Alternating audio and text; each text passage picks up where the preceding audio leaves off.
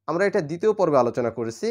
যদি আমাদের দেখার প্রয়োজন হয় অবশ্যই দ্বিতীয় নম্বর পর্বটি দেখে নেব। তাহলে কফ জবর ক, কফ জের কি, কফ পেশ কু, ক কি কু। কাফ, কাফ হচ্ছে পাতলা হরফ। কাফ পাতলা হওয়ার কারণে এটা কাফ জবর কা, আর কাফের উচ্চারণ হচ্ছে জিহ্বার গোড়ার একটু সামনে থেকে উচ্চারণ হয়। তাহলে কাফ জবর কা, কাফ জের কি, কাফ পেশ কু। এটা সহজ উচ্চারণ, আমরা এটা সকলেই উচ্চারণ করতে পারি। কাফ জবর কা, কাফ জের কি, কাফ পেশ কু, কা কি কু।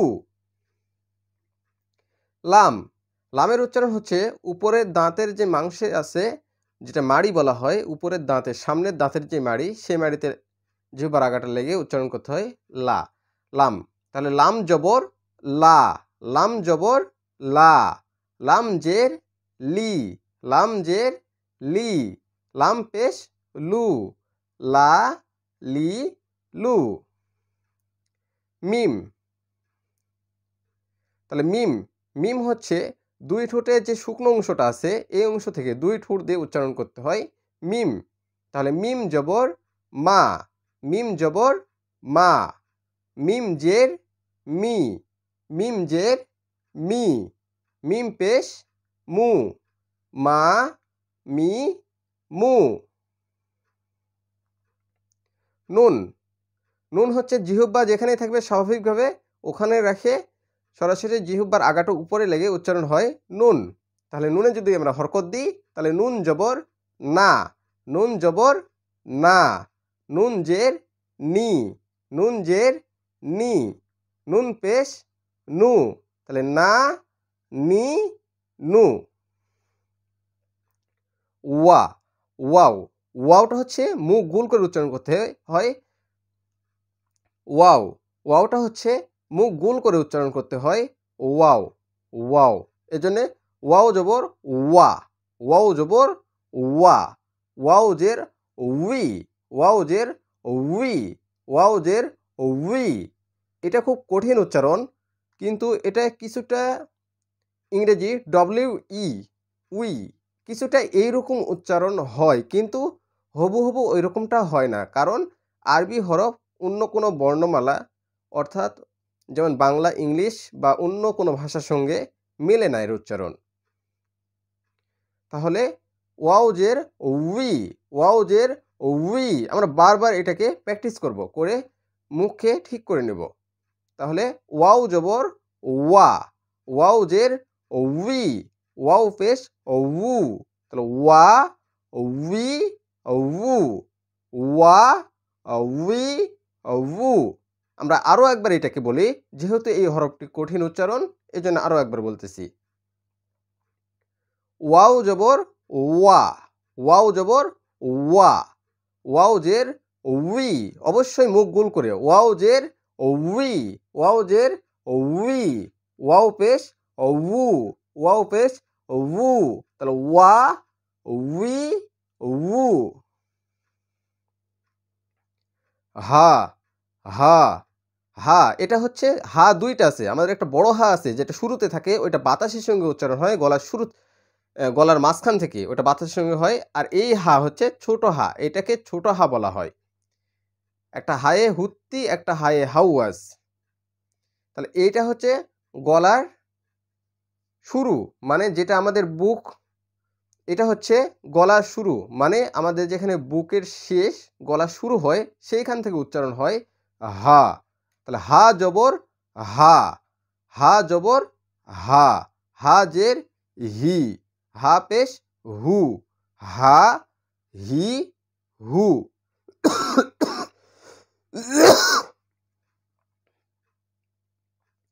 এরপরে হচ্ছে হামজাহ। হামজা, আমরা আগে আলিফ পড়ার সময় আলিফে যদি কোনো কিছু থাকে তাহলে আলিফকে হামজা বলেছি।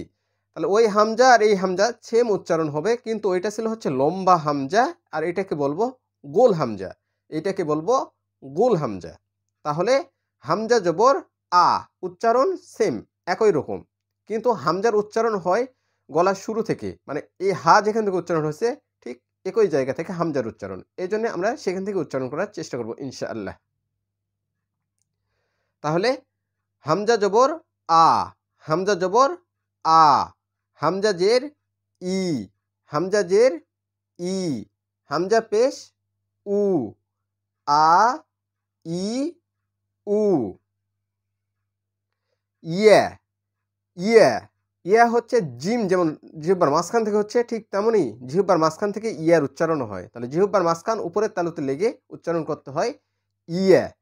তাহলে ইয়া জবর ইয়া, ইয়া জবর ইয়া, ইয়াজের ই, ইয়াজের ই। সরাসরি কেউ যদি আমরা ইয়াজের ই বলি তাহলে হবে না, তাহলে কি বলতে হবে?